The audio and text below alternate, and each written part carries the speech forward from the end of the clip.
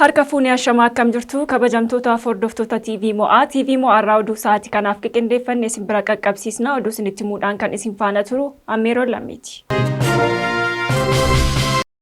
Ministeerri muummee Federii Dr. Abiy Ahmed industiriiwwan sochii Itoophiyaan haa oomishtuu gaggeessan daawwatanii jiru. Ministeerri muummee ergaa karaa fuula marsariitii isaanii dabarsaniin guyyaa har'aa industiriiwwan gurguddoo sosochii Itoophiyaan haa oomishtuu jedhu dursan daawwadheeraa jedhani. Industirii paarkii AMG Holdings buna eksport godhuu fi oomisha sibiilaa irratti dandeettii horatee fi hojiiwwan daawwitii fi alumineemiin kan beekamu teeknooloojiin daawwit andinet agarsiiftuu gumaacha babal'achuun damee industirii dhuunfaati jechuun ibsanii ministeerri muummee Dr. Abiy Ahmed.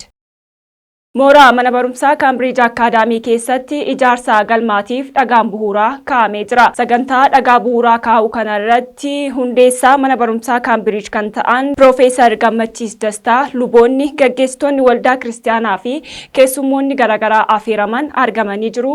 Hewaan Shumaa bal'ina oduu kana akka taanutti isin biraan geessi. Lubni Profeesar Gammachiis Dastaa mooraa mana barumsaa Cambridge Academy Itoophiyaa keessatti ijaarsa galmaaf dhagaa bu'uuraa kaa'an.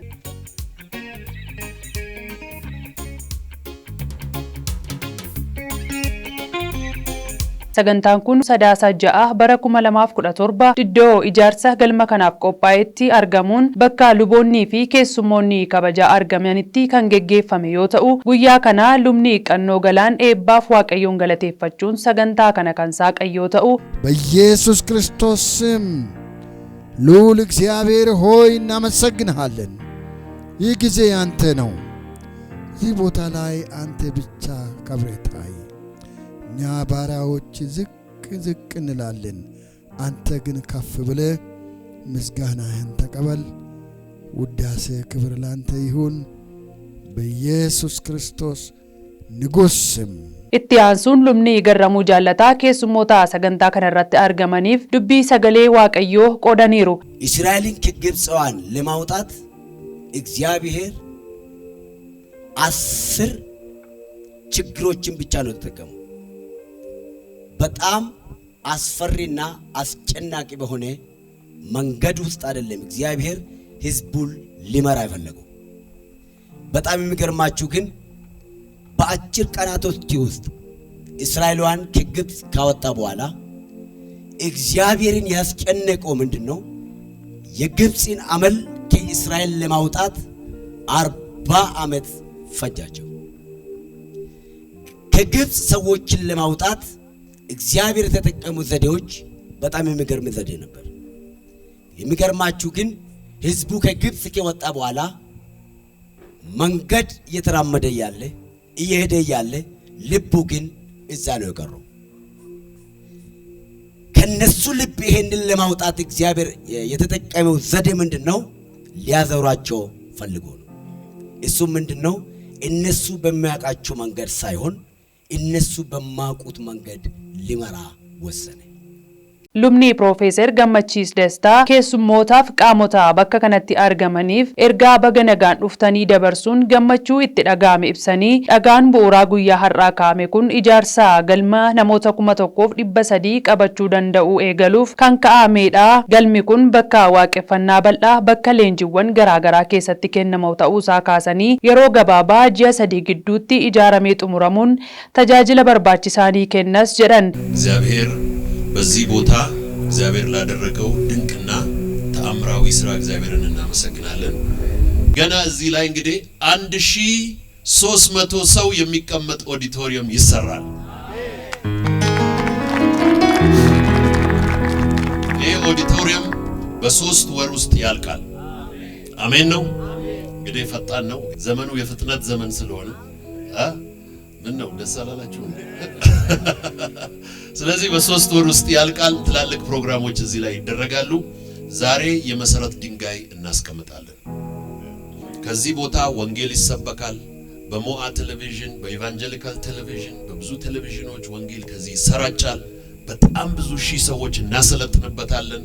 ከዚህ የበረከት ምንጭ ይሆናል።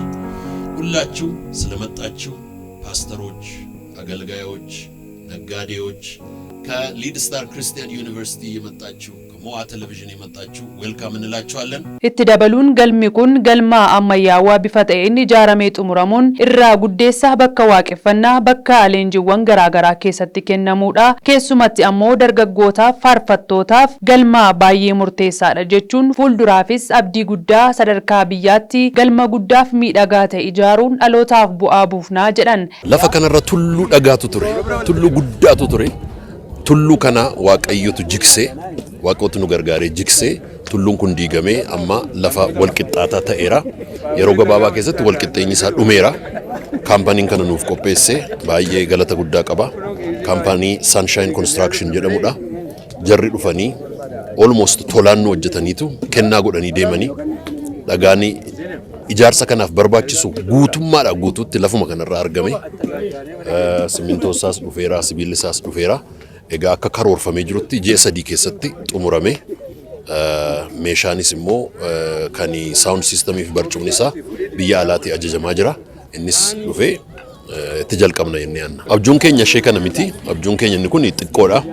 Garuu abjuun keenya kan nama 50,000 100,000 baachuu danda'u gara fuulduraatti ijaaruu barbaanna. Sabi keenya saba guddaadha. Lafatti waaqeffatu hin qabu. Staadiyeemii gurguddaan Ameerikaa keessatti, Awurooppaa keessatti, Naayijeeriyaa keessatti, Saawuz Afrikaa keessatti yeroo arginu hin hinaafna. Faarfattoonni keenya lafatti nama tajaajilan dhabanii rakkataa jiru. Dargaggoonni lafatti nama tajaajilan dhabanii rakkataa jiru. Kanaaf ergaan takkaa kan nama 50,000 100,000 baachuu danda'u ijaaruu barbaanna. Yoo lafa isaa arganne, yoo haalli isaa nuuf mijate isa kanatti adeemaa jirra.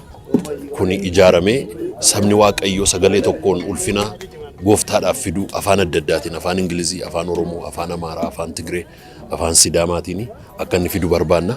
Isa kana karoorriif kaayyoon keenya. Saba keenyaanii ammayyuu dhaamuu kanan barbaadu immoo nuuf kadhadhaa, nuuf kadhadhaa, nuuf kadhadhaa, Waaqayyoon nuuf kadhadhaa, jilba keessaniin afaan keessaniin Waaqayyoon nuuf kadhadhaa. Yoo Waaqayyoon nuuf kadhattan milkoofna. Nagalatooma. Sagantaa kanarratti argamuun lubni Darajee Jambaruu gammachuu isaanii ibsachuun dubbii sagalee Waaqayyoo keessaa namootaaf qoodanii Waaqayyoonis galateeffachuun ijaarsa galma kanaaf dhagaa bu'uuraa ka'an. ዛሬ እንደዚህ ይሆናል ብለን በዚህ ደግሞ መልክ እዚህ ቆማለሁ እያላሰብኩ ግን ቅድም እንዳልከው የድንጋዩ ተራራ አንተ ተራራ ሆይ በዘሩባቤል ፊት ደልዳላ ሜዳ ሆነ ምን ትሉታለህ? ሆነ አልሆነ ሆነ። ገና ብዙ አለ። ይሄ አንድ ነው። በሌላ ኮርነር እንጨምራለን። እግዚአብሔር የተባረከ ይሁንና በጣም ደስ ብሎኛል። ደግሞ እንግዲህ እዚህ እንድመጣ ስላደረግ እንደዚህ አልጠበቅኩኝም። ሪሊ አንድ ቃል አንብቤ ግን ልክ እንትን ልበል። ለማንኛውም አንድ ቃል ብትፈቅዱልኝ ቄሱ ከኢሳይያስ ነው የጀመረው። እኔም ኢሳይያስ ላይ ነው አራት ምዕራፍ ወደ ኋላ መጣና እዚያ አንድ ቃል ባነብ ደስ ይለኛል። እግዚአብሔር ገና የሚሰራው ትልቅ ነገር አለ በዚህች ሀገር ላይ። በዚህ እንደው ሳቲስፋይድ ሆነን እንዳንቆም ቄስ እንዳትቆም ገና አለው እግዚአብሔር። ጀመረ እንጂ አልጨረሰም። እና 54 ላይ ምዕራፍ 54 ቁጥር 2 ብዙ ጊዜ በቃላችን የምናቀው ነው። የድንኳንሽን ስፍራ አስፊ፣ ጋራጆችሽም ይዘርጉ፣ አትቆጥቢ፣ አውታርሽንም አስረዝሚ፣ ካስማሽን አጽኚ፣ የድንኳንሽን ስፍራ አስፊ። ይህን የሚል እኮ ሌላ አይደለም፣ እግዚአብሔር ነው የሚናገረው። አስፊ ነገን የሚያይ እግዚአብሔር፣ ከዚያ በኋላ ያለውን የሚያይ እግዚአብሔር፣ የሚያውቅ እግዚአብሔር ምን አለ? አስፊ። ስለዚህ አስፉ፣ አንቆጠብ። የምናመልከው አምላክ ትልቅ አምላክ ነው፣ ልዩ አምላክ ነው፣ ታሪክ የሚለውጥ አምላክ ነው፣ የተለየ አምላክ ነው፣ አስገራሚ አምላክ ነው። ሰው ያደረገን፣ ባለስም ያደረገን፣ ባለማረግ ያደረገን፣ ያከበረን፣ በሰው ፊት ያቆመን፣ እንባዬ ይመጣል እንደ ኢየሱስ ያለ ወዳጅ የለም። የተለየ አምላክ ነው። ስለዚህ አስፉ ካለ አስፋ፣ አሁንም ይቀጥል፣ የሚቆም ነገር የለም፣ ይቀጥል። ይሄ ሲያልቅ እርግጠኛ ነኝ ሌላ ነገር ይመጣል። ምንም መቋሚያ የለውምና ሜክሲኮም ላይ ካውንስሉ ያቆማል። ስለዚህ ትልቅ ህንጻ እናቆማለን። እግዚአብሔር የተባረከ ይሁን። ስለዚህ ካውንስሉ የማምለኪያ አዳራሽ የስብሰባ አዳራሽ አለው ማለት ነው። ስለዚህ እሱን እናደርጋለን። በጣም ደስ ብሎኛል። ጀለልቴ ባይረዶ መንገቦ ጀለልቴ ባይረዶ መንገቦ አራሪኬ ባይረዶ መንገቦ ኤጉምሲኬ ባይረዶ መንገቦ አራሪኬ ባይረዶ መንገቦ ኤጉምሲኬ ባይረዶ መንገቦ አራሪኬ ባይረዶ መንገቦ ኤጉምሲኬ ባይረዶ መንገቦ አራሪኬ ባይረዶ መንገቦ ኤጉምሲኬ ባይረዶ መንገቦ አራሪኬ ባይረዶ መንገቦ ኤጉምሲኬ ባይረዶ መንገቦ አራሪኬ ባይረዶ መንገቦ ኤጉምሲኬ ባይረዶ መንገቦ ኦቻኬ መንፈቱ ኢየሱስ ኮ ኦቻኬ መንፈቱ አኔ ኦቻኬ መንፈቱ ኦልማኬ መንፈቱ ኢየሱስ ኮ ኦልማኬ መንፈቱ አኔ ኦልማኬ መንፈቱ ijaarsa galma kana itti gaafatamummaa fudhachuun hojii isaa kan eegalan kontiraaktarri Biraanuu Kaasaa akka jedhanitti iddoon kun iddoo mijataa hin turre garuu haala gaariin eegallee jedhan. Ijaarsa galma kana sadaasa torba irraa eegaluun ji'a 3 gidduutti kan xumuramu ta'uu himan. Biraanuu Kaasaa እባላለሁ። የዚህን የኦዲቶሪየም ስራ በኃላፊነት ወስጄ በኮንትራክተርነት የምሰራ መሐንዲስ ነኝ። እስከ አሁን ድረስ ያለነው የግቢውን ማስተካከል ማጥራት በጣም ብዙ ክምር ድንጋዮችና የተለያዩ ቆሻሻዎች ነበሩበት ስንረከበው እና የማጽዳት ስራ ነው። ነገ ብለን አንድ ብለን እንጀምራለን።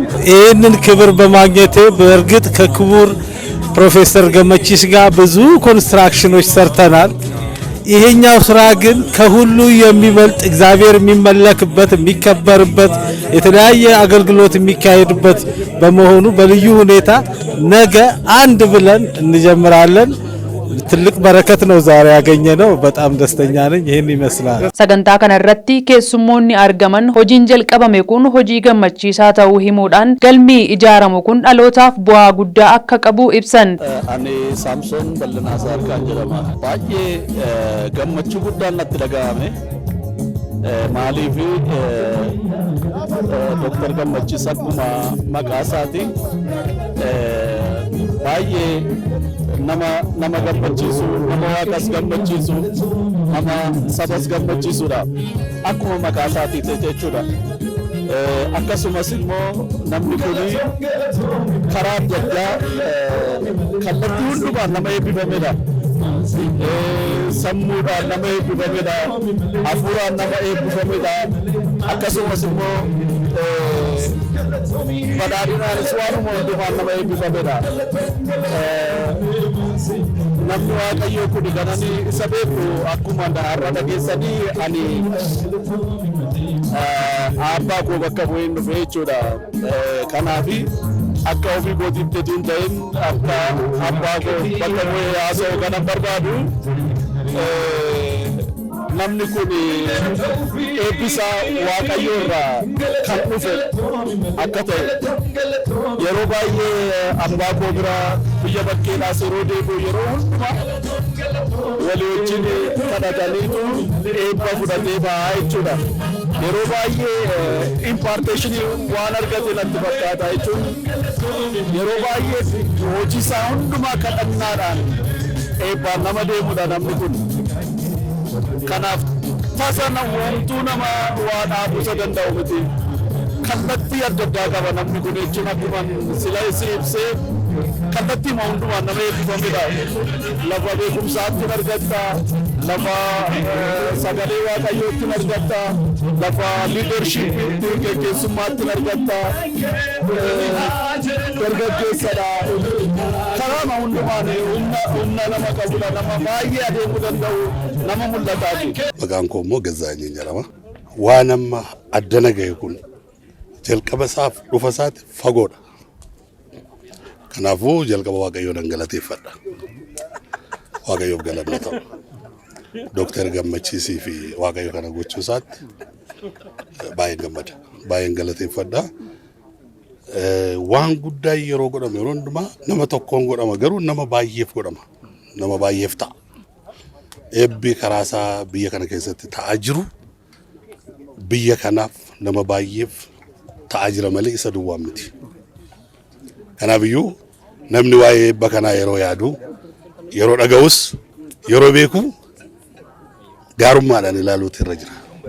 Gaarummaan ilaaluun nurra jira. Ani luba Garramuun jedhama. As waldaa warra Wangeelaa Makkaan Yesuus laga Xaafoorraa akkasumas immoo hundeessaa daandii Wangeelaa ministiriidha. Galma akka kanaa abboota nu dursantu kadhachaa ture. Kadhannaan isaanii dhaga'amee guyyaa har'aa kana ijji keenya argee gammadee irra dhaabbanneen immoo dhagaa bu'uuraa isaa gaafa keenyu gammachuun keenya baay'ee guddaadha. Baay'ee immoo kan sin ajaa'ibu keessaa galma akka kanaa galma dhaloota keessatti qaran dhaloonni kaabaa kibbaa bahaaf lixaa dhufee keessatti leenjii guddatu burqaa dheebotee ture keessatti yeroo dhufee dhugudha. Galma kana baay'een itti gammadeen. Maqaan koo Amaanu'eel jedhama. Kanan dhufe magaalaa Bishooftuu waldaa Makkaan Yesuus burqaa Bishooftuurraati. Egaa guyyaa har'aa akkuma asitti mul'achaa jiru ijaarsa galma guddaa mana barumsaa Kaambiriij dhagaa bu'uuraa guyyaa har'aa keewwame. Kanaaf galmi amma asitti ijaaramuuf jedhu kuni galma seena qabeessaa. Kunis seena qabeessa kan isa taasisu inni tokkoffaanii fi inni guddaanii galma leenjii barnoota akaadaamii duwwaatti kennan utuu hin ta'in galma hojiin hafuuraa leenjiin addaatti kennamu waan ta'eef kanaaf baay'ee mul'ataa baroota keessatti Waaqayyo biyya keenyaaf waldaa kiristaanaadhaaf qabu bakka kanatti leenjiin hojii hafuuraa kennamuu isaa gammachuu guddaan natti dhaga'ama jechuudha. Baay'ee guyyaa har'aa Waaqayyo nu kennu isaatiif baay'een gammada. Dooktar Gammachiis immoo baay'ee nama garraamii nama hundumaaf Waaqayyo kaaseedha. Baay'ee namatti tola. Waaqayyo dhagaa bu'uuraa lafa kanatti gochuu barbaade. Lafti kuni lafatti Waaqayyo siluma saganteessee kaa'eedha. Baay'ee kan namatti tolu manni barumsaa kunis liidistaaris haa ta'u sagalee Waaqayyooti waan ta'eedha. Wanti baay'ee namatti tolu Waaqayyo iddoo kana filatee nama filatu hin ta'in Waaqayyo lafa kana file. Waaqayyo nama kana nu kaasuun abbaa amantii nama akkasii Waaqayyo waldaa hundumaa kakaasee nama Waaqayyo dibata addaa keessa kaa'eedha. Lubni kuni kanaaf amma immoo Waaqayyo lafa bu'uuraa iddoo kanatti hojjechuuf sagalee Waaqayyo lafatti dhaga'amu lafatti golli manneen diinotaa diigamu Waaqayyo dirree akkasii waan nu kenneef Waaqayyoon guddaa galateeffannaa guddaa gammannaa baay'ee namatti tolaa keessumaa guyyaan irraa Waaqayyo lafa kanarratti bu'uura addaa waan hojjeteef baay'ee Waaqayyotti gammannaa baay'ee galateeffannaa. Hojiin karaa Piroofeesar Gammachiis Dastaa eegalame kun uummata Oromoo bira darbee uummata Itoophiyaa, Afriikaaf addunyaaf illee bu'aa guddaa qabaachuu eeranii jiru. Dhugaa soo yoo ta'e baramma keessa jirru kana keessa namoonni mul'ata akkasii dhaloota qaru jedhamanii eegamu hin jiru. Dhugaa soo yoo ta'e kanaaf amma dhaloota qaruun immoo investimentii guddaadha. Keessumaa bara ammaa dhugaan hafuuraa dhadhabaa deeme kana keessatti namoonni hojii hafuuraa kana xiyyeeffatanii akkasitti hojjetan Waaqayyoo nama mul'ata akkasii nu kaasuu isaatiif Dooktar Gammachiisiin nu kaasee kanaaf Waaqayyoon guddisnee galateeffannaa. Ijaarsa dhagaa bu'uuraa iddoo kanatti ji'oottan sadan kana keessatti yeroo gabaabaatti dhumadamee eegamu kana keessatti namoonni asitti argamne hundinuu kadhata keenyaan cina dhaabbachuun dirqama keenya. Sababiin isaa Dooktar Gammachiis maatii isaaniif ijaaraa jiru odoon taane dhaloota nu keessaa ba'aniif iddootti qaramanii guddifama waan ta'eef kadhata keenyatu gargar hin citin kadhachuun nurraa eegama deeni amanaa jechuudha. Dhalootaaf bu'aa guddaa buusa dhugaadhuma dhalooti baay'eeni kana arganii gara kana akka isaan dhufanii abdii guddaan qaba kana duwwaa simboo miti waaqayyo gana ardii hundumaa fuudhee nutti kenna galanni waaqayyofatoo baay'ee namatti tola. Lubee Profeesar Gammeeni uummata Itoophiyaadhaaf uummata Oromiyaadhaaf qofa miti uummata Afrikaaf uummata addunyaa fi qaroo keenya sabni keenya biyyi keenya uummanni keenya yoo itti fayyadame namni kuni resource guddaatu keessa jira beekumsa guddaa keessa jira dandeettii guddaa keessa jira beekumsa qabaachuu qofatu hin ta'in beekumsaan dhaloota kan hoogganan akkasumas immoo dhaloota wallaalummaa keessa baasuudhaaf warra mul'ata qaban qabeenyi itti kenname immoo dhaloota baay'ee kan lafaa kaasuu fi dhaloonni baay'eenis immoo itti lafaa kaa kan jiran qabeenya guddaadha nuuf Profeesar Lubee Gammeen.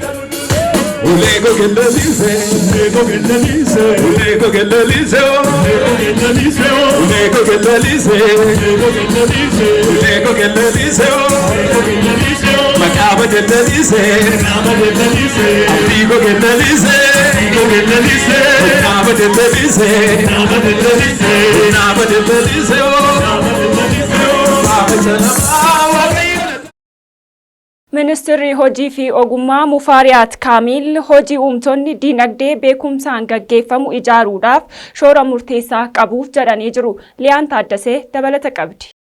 Ministeerri hojii fi ogummaa adde Mufaariyaat Kaamil hojii uumtonni dandeettii guddaa qaban hojiitti jijjiiruun dinagdee beekumsaan gaggeeffamu ijaaruuf shoora murteessaa qabu jedhan. Sagantaan torbee interprenerii sadarkaa biyyaalessaatti kabajamu kan ministeerri hojii fi dandeettii instituutii misooma interprenershiipii waliin qopheessan adeemsifamaa jira. Ministeerri hojii fi dandeettii Mufaariyaat Kaamil baniinsa sagantichaa irratti haasawaa taasisaniin hojii uumtonni qabeenya duguuganii fayyadamuu fi dinagdee beekumsaan gaggeeffamu ijaaruuf shoora olaanaa bahu jedhaniiti jiru. Guutuu biyyattiitti interprenershiipii babal'isuu fi hojii uumtoota bu'a qabeessa baay'isuuf waggoota jijjiiramaa darbanitti hojiin bal'aan hojjetamuu ibsaniiru. Bara kanas hojii kana bal'isuuf ciminaan ni hojjetama jedhan. Torbeen interprenershiipiin taateewwan garaagaraan kan kabajamu yoo ta'u kun ammoo dandeettii keessoo kakaasuu fi addunyaa waliin walitti fiduu akka dandeessisu dubbataniiti jiru. Ministeerri innoveeshinii fi teekinooloojii Dr. Ballaxaa Mollaa gama isaaniin interprenershiipiin dinagdee garee fi amansiisaa ijaaruuf murteessaadha jedhan. Hojii uumuu teekinooloojiin deeggarame jajjabeessuu fi hammattoo imaammataa fi seerota hojii uumtonni yaada isaanii hojiitti ittiin jijjiiran qophaa'uu isaanii dubbataniiti jiru.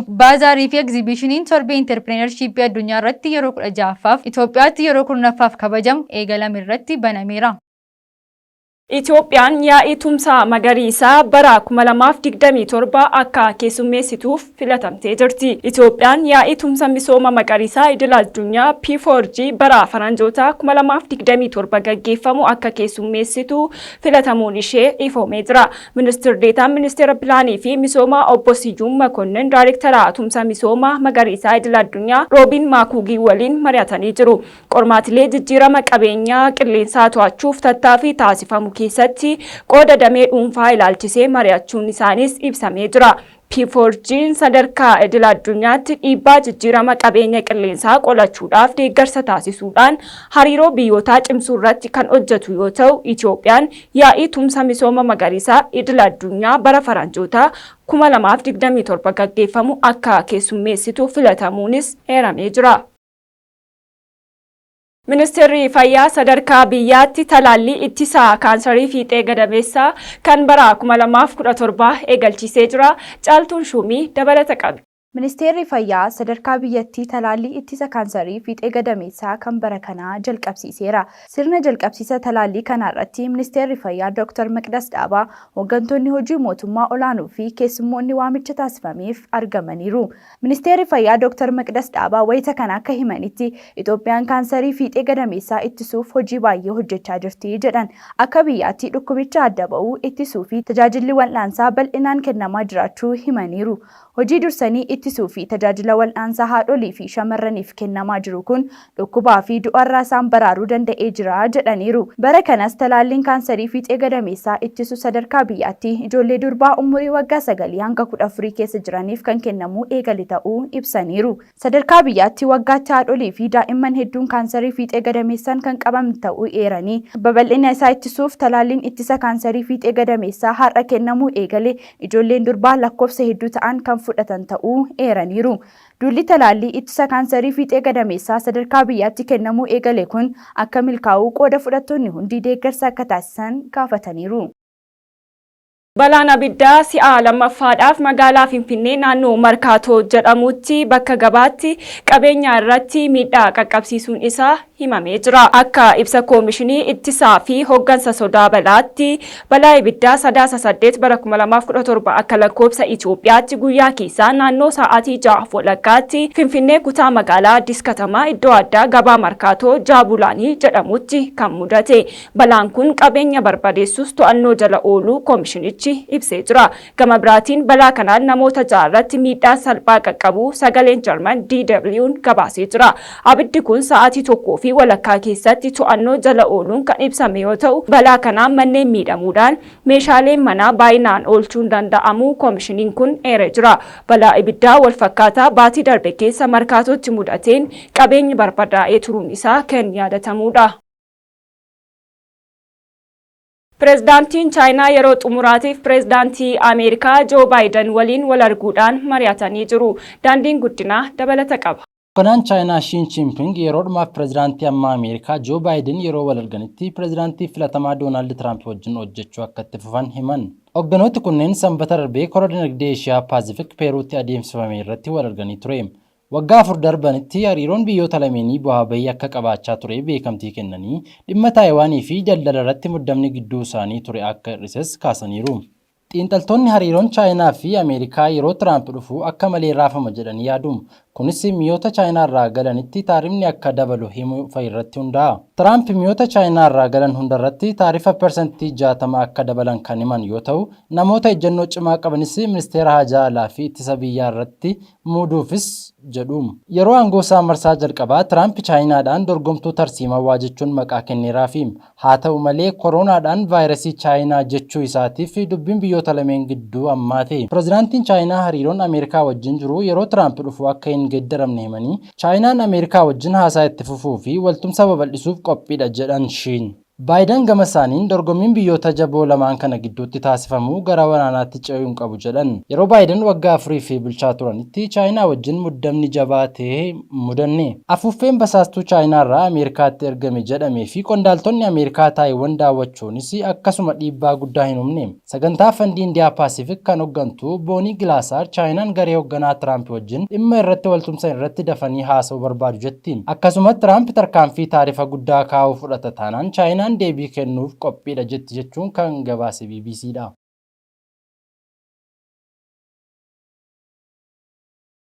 Pireezidaantiin Ameerikaa Joo Baayiden Yuukireen misaayilaa fageenya dheeraa Raashiyaatti akka dhukaaftuuf heeyyamanii jiru.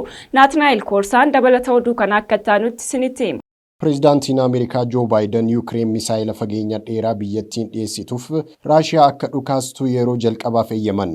Ji'oota baay'eedhaaf pireezidaantiin Yuukireen Volodimir Zelenskii dhorkaan misaayila ATACMS jedhamu akka ka'uu fi Yuukireen Kiyeviin haala akka haleeltuu gaafachuu ture. Pireezidaantiin Raashiyaa Vladimir Putin ammoo warri lixaa tarkaanfii akkanaa fudhachuurraa akka of qusatan akeekkachiisee ture. Tarkaanfiin akkanaa yoo fudhatame naatoon waraana Yuukireen keessatti kallattiin akka hirmaatte agarsiisa jedhe. Eeyyamni Ameerikaa fayyadama misaayilaa ATACMS humni ittisaa Yuukireen daangaa Raashiyaa Kureesii keessatti jiraniif qofa kan daanga'edha. hagayya darbee Yuukireen daangaa Raashiyaa kanatti haleellaa tasaa banteettu seente. Bulchiinsi Baayiden tattaaffii Yuukireen daangaa Raashiyaa qabattee jirtu itti ciccitee akka turtu himaa jiru. Kunis marii gara fuulduraa humna akka ta'uuf danda'u himamaa jira. Misaayilii ATSMS jedhamu kun hanga kiiloomeetira 300 kan qaqqabu yoo ta'u, qondaalli Ameerikaa tokko Baayiden murtoo kanarra kan gahan Raashiyaan loltoota Kooriyaa kaabaa Yuukireeniin akka lolan eeyyamuu boodadha. Haleellaan kunis guyyoota muraasa keessatti akka raawwatu eegama. Yuukireen loltoonni Kooriyaa kaabaa 11,000 ta'an Kureesii keessa akka jiran tilmaamteetti. Baayiden fayyadama misaayila kana eeyyamuun Biriteenii fi Faransaay akka meeshaa kana Yuukireeniif eeyyaman taasisuu mala. Ta'us murtoon Baayiden kanaaf Faransaay ta'ee Yuukireen deebii hin kennine. Baatii darbee Zeleniskiin Yuukireen misaayilota fageenya dheeraa furguggaman baha Raashiyaa haleeluuf yeroo jalqabaaf fayyadamuu ibsee ture. Ji'ootaaf Yuukireen loltoota Raashiyaa suuta gara daangaa baha Doonteeskii lafa dhiyeessiin humnoota Yuukireen jirtu dhiyaachaa turuun wajjin waldhaansoo keessa turte. Raashiyaanis akkasuma haleella diroonii Yuukireen irra taasiftuu dabalatee ture. Baatii onkololeessaa keessa haleellaan diroonii 2,000 raawwatee ture jetti Yuukireen. Sanbata galgala Raashiyaan haleellaa jabaa jedhamu kan raawwate yoo ta'u, namoonni 10 ajjeeffamaniiru. Akka Zeleniskiin jedhanitti misaayilonni 120 fi dirooniiwwan 90 darbatamaniiru. Gaafa dilbataas haleellaan itti fufee gamoo jireenyaa dhahuun booda namoonni 8 yoo ajjeeffaman isaan keessaa 2 daa'imman turan. Ameerikaan erga waraanni jalqabe hamma waxabajjii 2024tti Yuukireeniif meeshaa waraanaa dhiyeessiteetti. Meeshaa waraanaa ergames $55 biliyoona baasa jedha dhaabbanni qorannoo Jarman tokko. Gama biraatiin Raashiyaan Joo Baayiden Yuukireen akka misaa'ila ATSMS fayyadamtu eeyyamuun abiddatti boba'aa naquudha jette. Mooskoon haleellaa misaa'ila kana akka inni Yuukireen irraa ka'eetti osoo hin taane akkuma Ameerikaa irraa ka'eetti ilaalla jette. Raashiyaa fi Putiin ejjennoo isaanii ifa godhaniiru.